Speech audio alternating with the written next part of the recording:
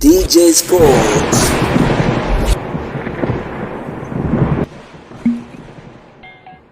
Klabu ya soka ya Simba imeweza kukamilisha rasmi uhamisho wa nyota wa kimataifa kutoka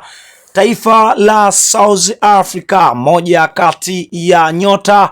anaokipiga kunako klabu ya soka ya Stellenbosch, moja kati ya klabu ambayo inaofanya vyema pale South Africa. Hapana shaka tunamfahamu ya kwamba ni moja kati ya nyota ambaye sofa amekuwa tegemezi sana katika kikosi cha Stellenbosch, na hapa tunamzungumzia Fawzi Basadin, moja kati ya mchezaji ambaye sofa amekuwa na kiwango bora kweli kweli. Zamani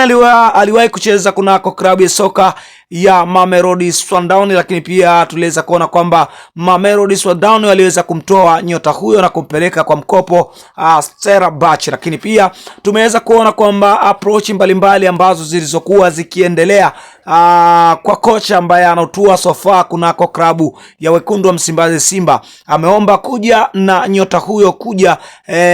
kuhakikisha anakuja kuimarisha kikosi hicho katika dirisha dogo la usajili, na hivyo tumeweza kuona kwamba mambo mbalimbali yalikuwa yakiendelea katika kuhakikisha wanaitafuta saini ya nyota huyo, na tumeweza kuona kwamba hatimaye rasmi sasa tunaweza tukasema Simba Sports Club imeweza kuipata saini ya Fawzi Basadin, moja kati ya mchezaji hatari kweli kweli kutokea pale South Africa, na hivyo tumeweza kuona kwamba Simba Sports Club ikiwa inaendelea kuongeza nguvu katika kikosi chake na katika kuhakikisha wanafanya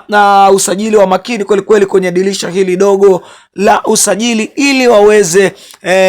kutengeneza ama kuimarisha kikosi chao na wafanye vizuri zaidi katika michuano mbalimbali, ambapo sofa Simba anahitaji kufanya vizuri zaidi katika ligi kusoka Tanzania bara, lakini pia anahitaji kufanya vizuri katika michuano ya kimataifa, tukimaanisha CAF Champions League, lakini na michuano mbalimbali ambayo sofa inatarajiwa kuendelea hapa nchini Tanzania.